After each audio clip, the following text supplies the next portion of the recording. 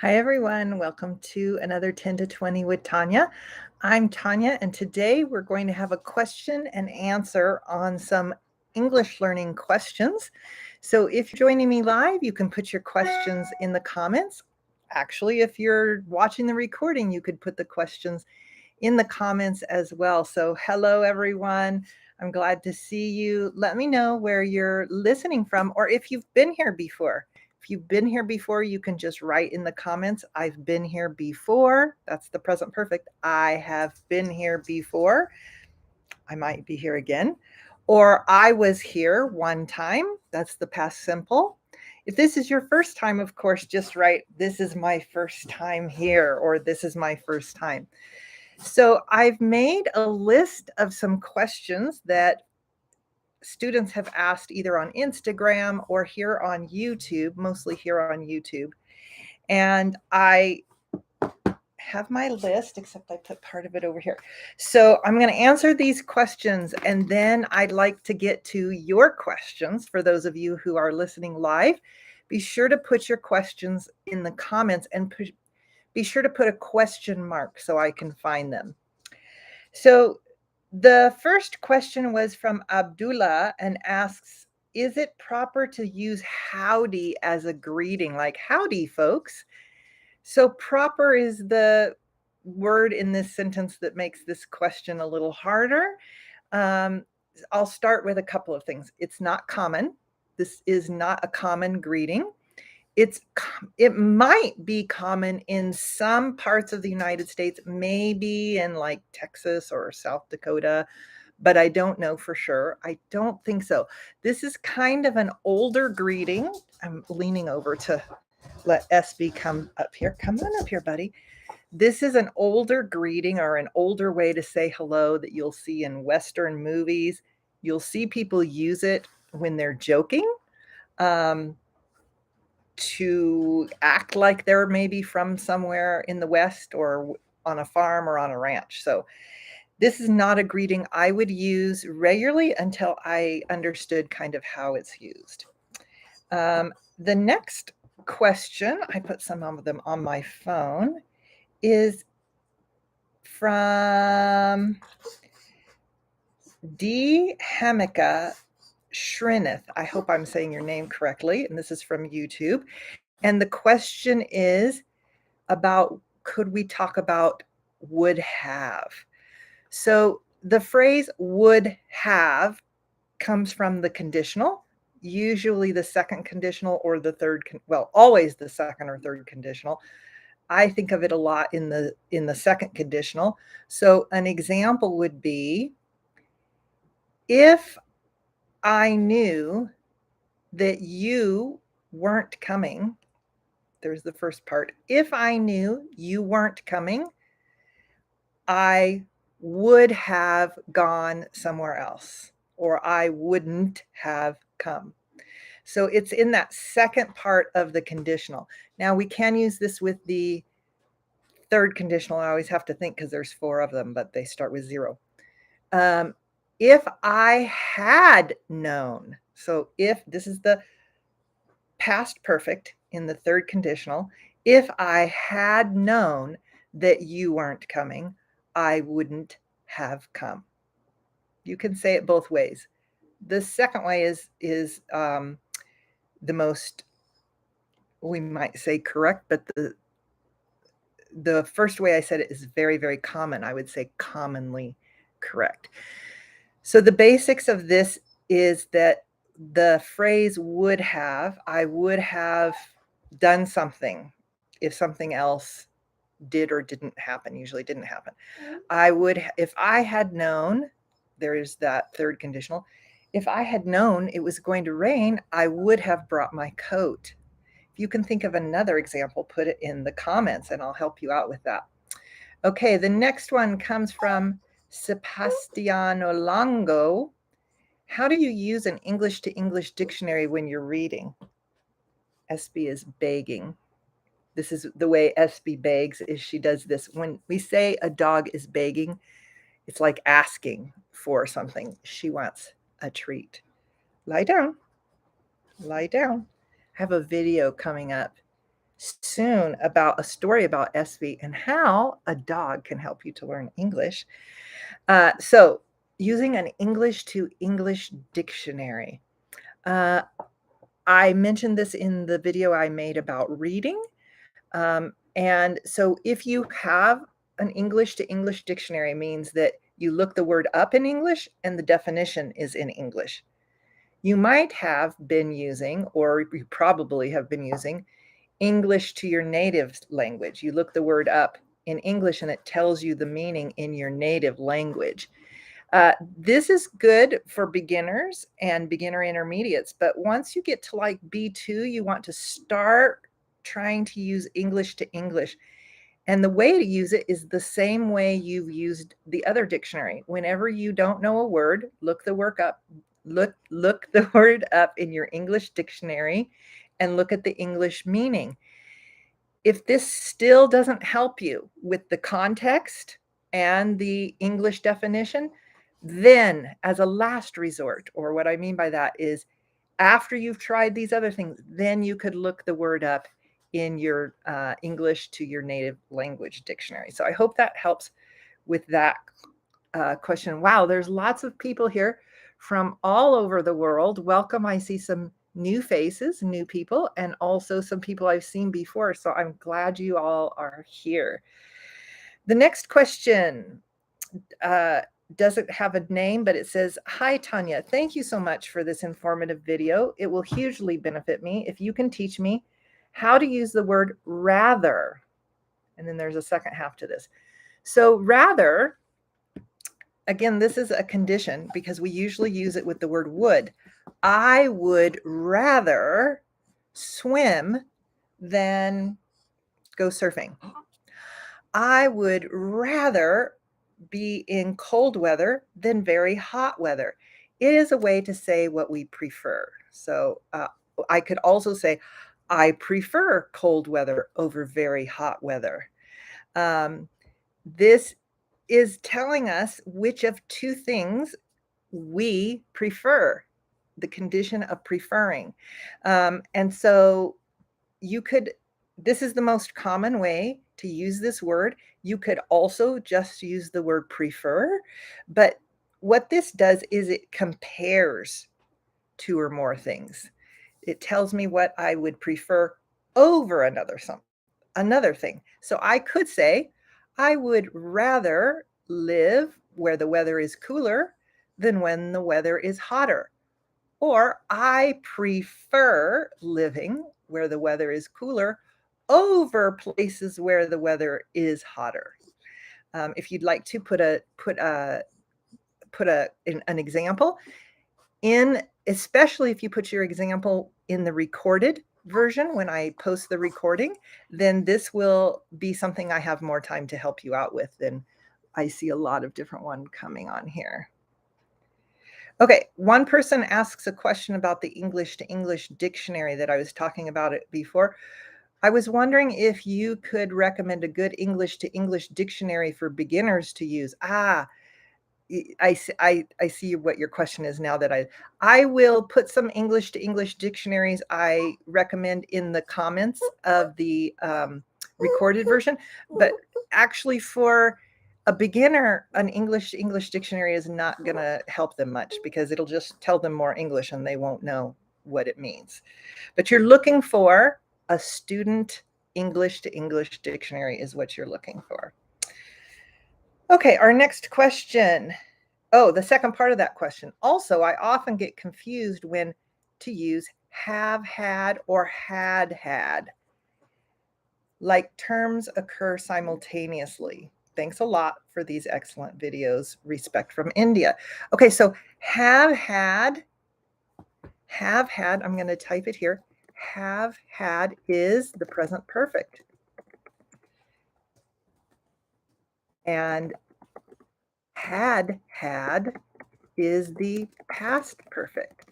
So we use the, oh, somebody's crying about had. It's much easier than it seems. So maybe I will do a whole video on that one because a lot of people say this to me, but it's actually easier than it seems. Have had, we use this when we have done something for a period of time. Maybe we're still doing it. SB doesn't like had either. Maybe we are still doing it, but maybe we're not still doing it. Maybe we'll continue, maybe we won't. Or maybe it's totally in the past over a period of time. For instance, I have read that book several times. I might read it again. I have had this dog for 2 years, or maybe it's been 3 years. I have been, or have had, we're doing have had. I have had this shirt. I don't know. I have had this shirt for 3 years, but that's a good example to go to had, which is past perfect. See, even I have to think about that. Who cares what it's called? It doesn't matter what it's called. We use had when something was happening for a period of time and then something else interrupted it. So, for example, I had this shirt for 3 years when it got torn or ruined or stained. So I had something. It's something I possessed for a period of time when something else happened or something happened to it. So you can try this one too. Go over to the recording after the live and put your questions that I don't get to, or your examples, even better because you're practicing, and we can look at those. Okay. Okay, so have had.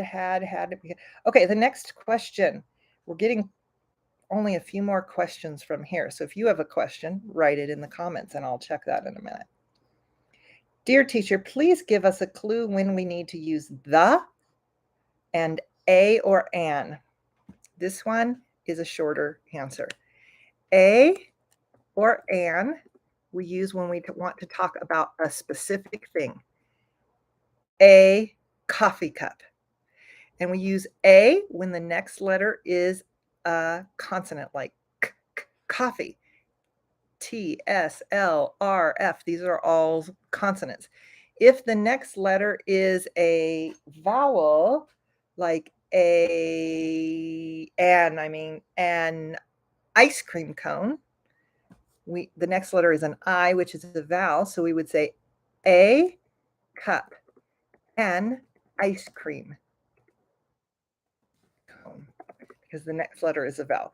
We use that to talk about us. Pardon me. I said specific. I should have said in general, any cup. I want a cup. I don't care if it's this one or another one. I just want a cup, any cup.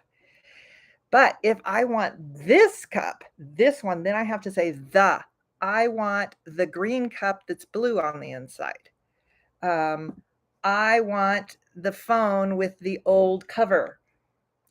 I want the ice cream cone that is chocolate. So if you want to refer to a specific one, you want that exact one, then you need the. This is why you'll see it in titles like The Body Shop, which is a store here. They're trying to say they're the only one, they're the best one. Whenever we have a specific one, like it's the one, it's the best one. Okay, it doesn't always mean the best one, but it infers that. It what's the word I'm looking for? It makes us think that it is the best one or the one that everybody wants. So I hope that helps with that. The next question. Hello, ma'am. I'm from India. I have a question. When do we use for the time being and as long as? So I'm going to do this for the time being means for now. For the time being means for now, until I change my mind, maybe. Until I change my mind or something changes. So for example, for the time being, I am recording this live. I'm doing it now for the time being. When the time runs out, I will go and work with a student. So what I'm doing for the time being is what I'm doing now until something makes that change. I change my mind, the time runs out, somebody knocks on the door, whatever it is. And then the second one, for the time being, the second one was as long as. As long as it's a condition, or it's similar to the word if. So I wrote that in the chat if you haven't seen that there. And if you're watching the recording, you have to have the small screen to see the chat. I will record this video as long as people come to watch it. Means I'll record this video if people come to watch it.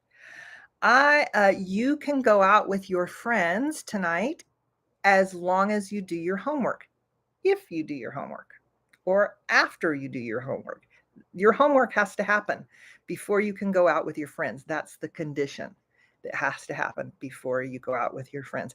This is a really good one to practice because these two phrases are excellent phrases to use to you're going to need something like this in your conversations, and practicing these phrases will help you to remember them so that the next time you're in a conversation, it will come to you naturally.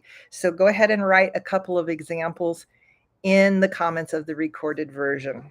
Okay, I think we have one or two more questions. Okay. Can you teach about the simple future with shall and will plus the bare infinitive?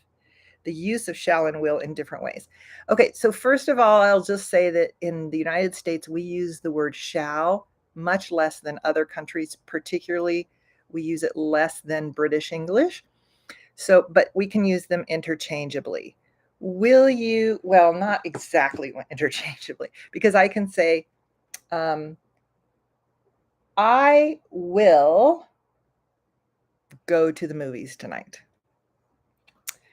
I shall go to the movies tonight is the same thing.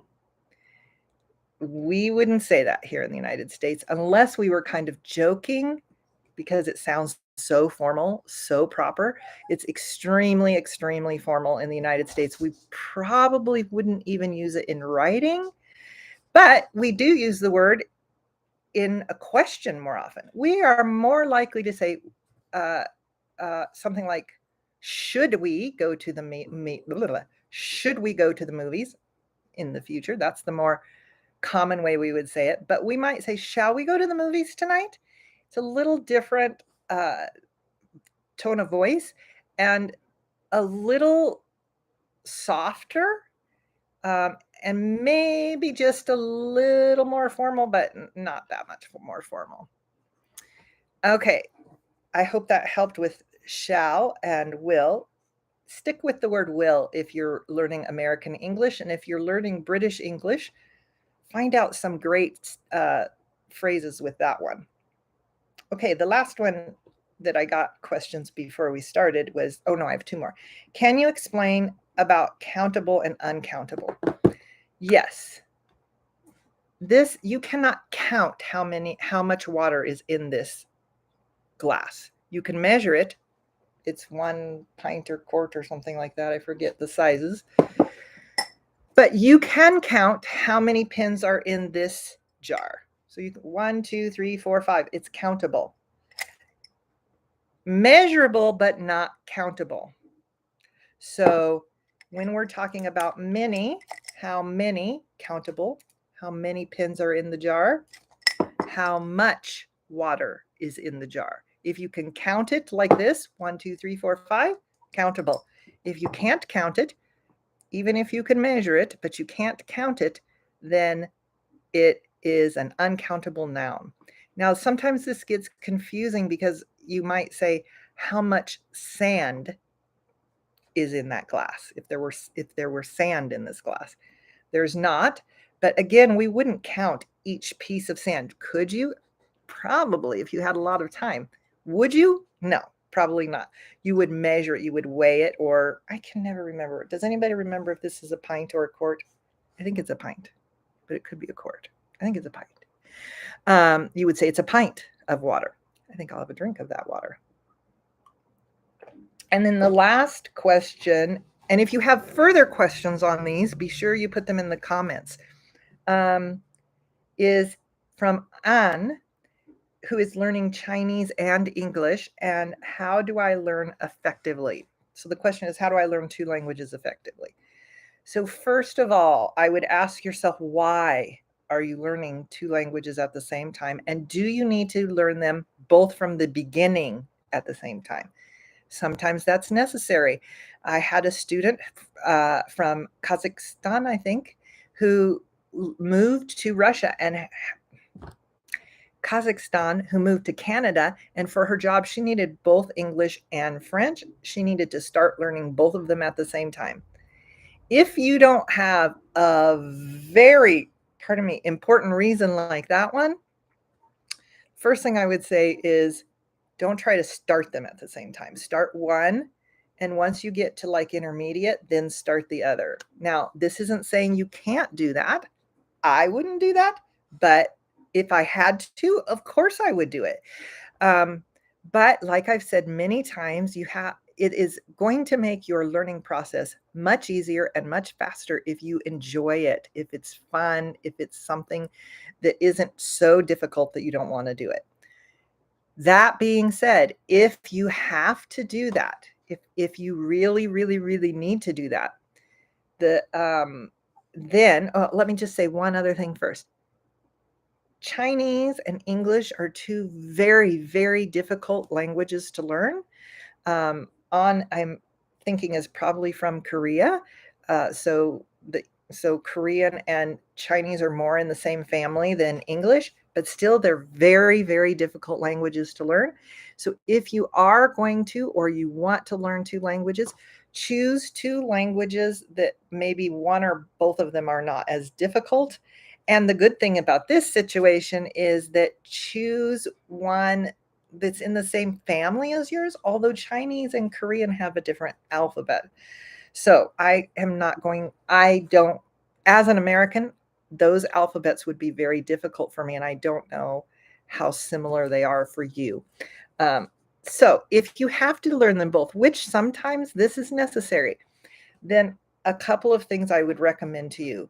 I would ask a lot of other people who have been in the same situation as you what they did, because like everything, there's no one thing that makes this the best way to learn.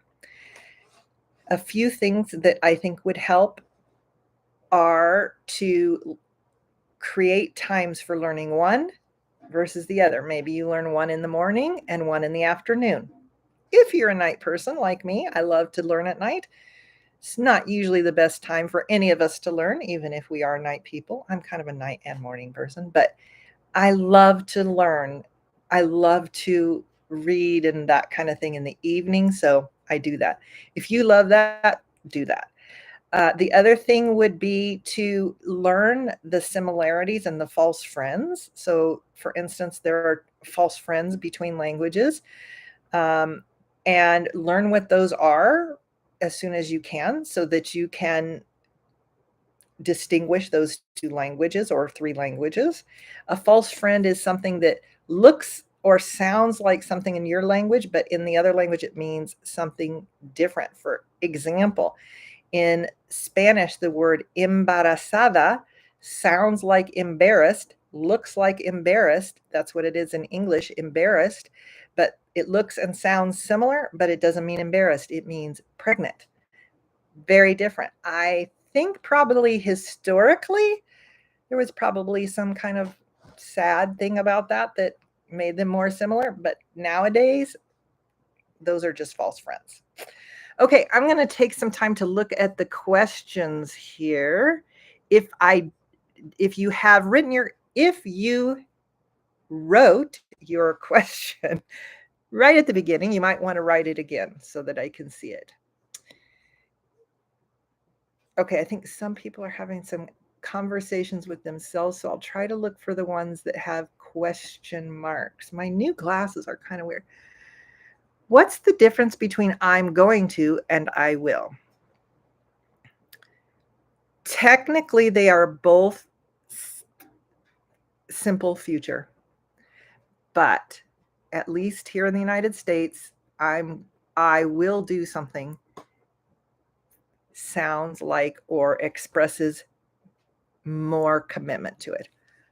I am going to clean my bedroom. Okay, you are? When? I will clean my bedroom. It sounds like you're more committed to it. Both of them said exactly that way, "Don't tell me exactly when," but I will do it depending on your tone of voice and all of those kind of things, sounds a little more committed. That being said, they are synonymous. Let me look and see. Here's another question. What is the difference meaning would, could when I ask something? Could you explain that? Would you explain that? Okay, so the difference between could you and would you, they can mean a similar thing. We're asking for someone to explain it. However, could you explain it? Technically means can you? Are you able to? Would you means are you willing to? So um different people, I have to say different people have different views on this. I have friends that are native speakers who if you say could you, they will be like of course I can. So they're like slightly offended, but really that's on them, not on you. um would you, willingness, could you, are you able to? Good question. Very good question. You know, this also has to do with the feeling of the language. One of the reasons that I encourage students to learn English in context through stories, through reading, through movies, through books, through television shows, through conversations, especially through conversations, is to get the feel for the language. You have a feel for your language, and you start to feel how these words and phrases are used. Hey, Sophia, good to see you again. Let me see if I see any other questions. It's very possible I could miss your question because I'm skimming through, meaning I'm looking quickly, skimming through the comments, and I don't see a lot of question marks. So I'm going to see if there's any here. Thank you for explaining. You're welcome. You're so welcome. Thank you, everyone, for all these kind comments here. One person asks, which is the best way to remember new English words? It's different for everyone first. However, that being said, our brains remember more when we have had an experience with something. So think about it. If you, as a child, were very scared of something, you probably still remember now as an adult because you had a strong emotion of fear. Or if you had a great time, you went on a family vacation, you had a great time, you probably still remember because it was fabulous. You have an emotional connection with it. You felt very happy. You felt very free. You felt you were having fun. Espy, lie down. Good girl. So a strong emotional connection to anything, whether it's learning a language or not, will help you to remember it more. Any emotional connection will help you remember it more. So, and images, all kinds of things. So if you just see a word and the definition, you have a low chance of remembering it. If you see a picture of it, more chance. A picture with an example, more chance. Put that example in a story, more chance. Have a story that's interesting, more chance. When I say more chance, I mean more chance of remembering it. A story you can relate to, like, that reminds me of when I had a cat, then you will remember it even more. It doesn't mean that you won't remember it by like learning lists of vocabulary like we used to recommend. There are good things about that. I still do kind of that. I use images because I put the image with the word, and then when I hear it in context, I'm like, yeah, I've heard this. So there's many, many ways, of course, to learn and remember vocabulary, but those that I just mentioned are some of the most helpful. And I have videos that will help you with that too. I'm going to just make a little list of the videos to put below for you. Okay. We have just a few more minutes. Thank you for explaining. What would you recommend to a B1 level student? Uh, what book would I recommend? What would I recommend? In general, I would recommend that you start watching all of our story videos because the story videos at the end, at least so far, have a little lesson. So watch the video, listen to the story. There's a playlist called something like Can You Relate to This, or video stories. If you've already seen them, I would recommend you watch them again, everyone, because unless you're using those words in your conversations, you haven't learned it yet. So could you remember it? Yes, of course you can remember it, but you want to own it. What I mean is you want to make it yours so that you're using it. So I hope that helps with that question. But if you could give me a little more detail about what you're looking for, I could maybe help you more with that. Is American accent very different from Canadian? Great question. Very similar. In fact, I had a friend for 3 or 4 years before I knew she was Canadian, and I always thought, "Why does she say a couple of words incorrectly, like, progress?" Um, what's another one? PRO words, especially, progress. I can't think of other ones. And then one day, she told me that she actually I knew that she wasn't living in my city full time. At that time, I lived in a city. It was very common for people to come there in the winter. And so I knew she went somewhere else in the summer, but I thought she went to the northeastern part of the United States where it's very cold. After I'd known her for a few years, I found out she was Canadian. Yes, they're very, very similar accents. Another question. Thank you, Mariana, for making that big word question. That's very helpful. Why in sentences with only, for example, do we have to change the place of did, like in only by chance did I discover? It was only by chance. Okay, you could say that, by the way. It was only by chance that I discovered. I'm not sure I totally understand the question. Have to change the place of did, like in only by chance did I discover. Oh, with only by chance I discover, because normally we would have a word there that would help us to understand the next thing is coming. So for example, it was only by chance that I discovered. And in this sentence, instead of that, you're using the word did. Why not I did? Only by chance I did discover, because that's past tense. Only by chance I did discover.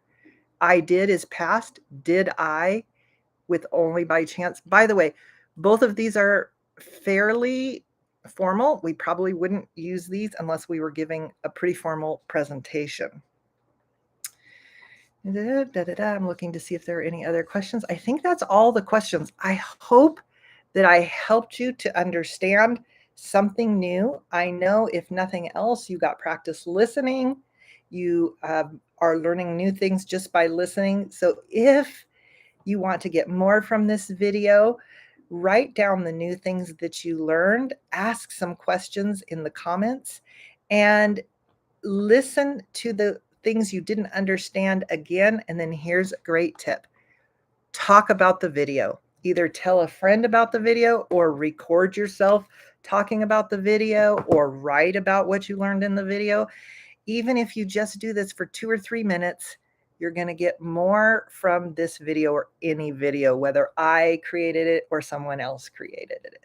So thank you so much for being with me again for another 10 to 20. This one ended up, I should start calling these 10 to 30, 10 to 35 minutes.